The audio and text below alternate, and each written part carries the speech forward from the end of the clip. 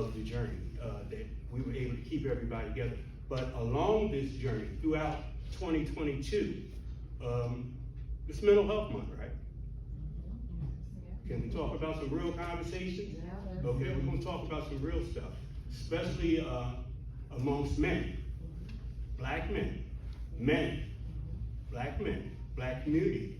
I was going through some things. My family was falling apart as we were building this coalition. I was in and out the hospital, and for a lot of my members of the coalition, I spent many meetings in the emergency room, and I had to black my screen out. I was having health problems. I didn't know what it was. And so I finally got diagnosed correctly. I was suffering with depression. I didn't know what it was. I mean, it was the biggest battle of my life in 2022. So I was suffering with depression, but you know, so most of 2022, I was just sick. And so, so since it's mental health, I want to just say to people, if you're, especially for men, it's okay.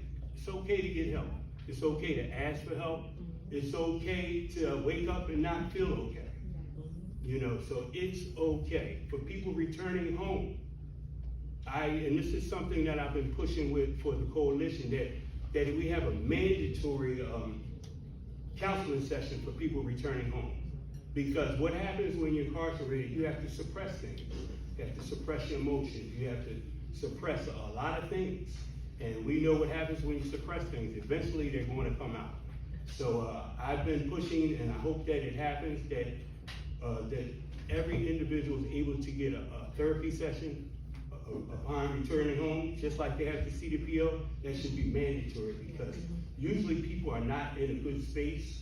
Man, I'm gonna tell you some stories. Men come home, they got these muscles, I mean, skin is looking good, tattoos everywhere, but they're broken. They're broken. I can't tell you how many men I've been on the floor with, crying.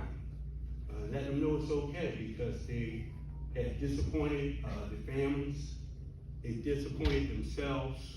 You know, they made mistakes, and we know guilt says that I made a mistake, but shame says I am a mistake. So a lot of times we have to realize that a lot of people are coming home from incarceration are dealing with internal things. And as for me, I was home 10 years before I realized that my family needed counseling. I needed counseling, because you get home and you kind of get back in the groove, but there are a lot of things that people want to say or need to be heard about your incarceration. A lot of things that you might need to get out about your incarceration. So I think that part will definitely help people return and be healthy and whole. So yeah, with that being said, I'm really thankful to be a part of this coalition. I'm really thankful to give back. I'm really thankful for all the work that everyone has done behind the scenes. And I just ask that you continue to be kind to each other. Do not be too hard on yourself, and continue to believe that change is possible. As you can look and hear other stories of people that are formerly incarcerated, that are giving back to their community. And just a word to the wise, formerly incarcerated people have more influence in communities than a lot of other people. You know, unfortunately, we've did some things in the streets and all that, but then when we come home, the young guys are going to look at you. You're either going to take them into a dark pit, or you're going to show them the light. And so I think all these different facets of reentry are very important, but we also always, just like Judge Puzi said, we have to remember that mental health without incarceration is tough.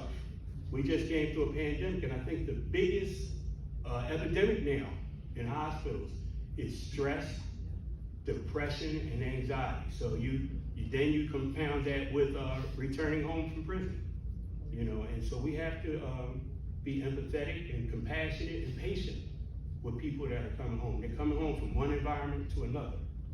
In that environment, you couldn't share, you couldn't cry. You had to go somewhere where you couldn't be seen to cry. You have to deal with things that are happening. You family members that have died, you know, different things that are going on that you have no control over. So there are a lot of things, but mental health with returning citizens, I think is very important. Judge Kabuzi, keep beating that drum. because you can't be healthy and whole if your mind's not right. Yes. You know, and so thank you for letting me be transparent about some of my own struggles. I'm healthier now. That was I've been being treated for 14 months now.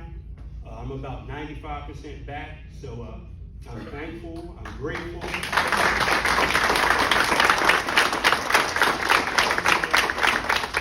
And I'm not ashamed to talk about depression, because a lot of people, this is where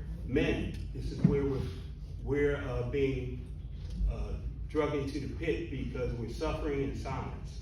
It's okay. But it's definitely, if you're going through some things, everybody's going to run through a period in life where you're going to have some overwhelming stuff. But it's okay. It's okay. It gets better. And don't be afraid to ask for help. Reach out. And we thank you that you're giving us the opportunity to serve you. And we thank you that you've given us an opportunity to come home and to be the best version of ourselves. And I thank you, and I'm humbled for this opportunity, and just be kind to each other, and we're on our way. I'm very thankful today. And thank you, and God bless.